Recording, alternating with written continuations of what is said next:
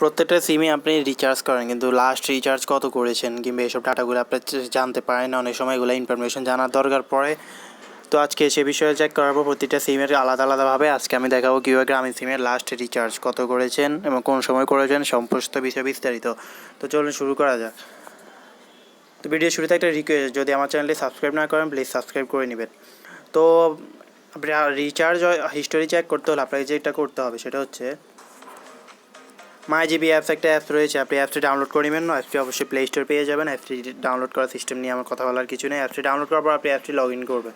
অ্যাপসটিতে log in করার পর আপনি রিচার্জ হিস্টোরি থেকে শুরু করে সকল বিষয় এখান থেকে চেক করতে পারবেন। এখানে আসার পর আপনি মোড়ে ক্লিক করবেন।